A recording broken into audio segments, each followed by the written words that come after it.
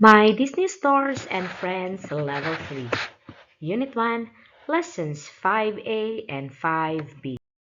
Simba, Simba, what can you see? What can you see? I can see a black and white zebra. I can see a black and white zebra. What can you see? I can see a blue and orange bird. I can see a blue and orange bird. What can you see? I can see a gray elephant.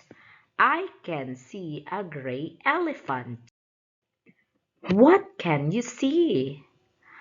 I can see a blue and red insects. I can see a blue and red insects. Try, try. New, new. I try new things. I try new things. I can climb. I can climb. I try new things. I can eat salad. I can eat salad.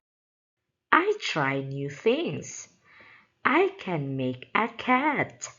I can make a cat. Great job! Goodbye.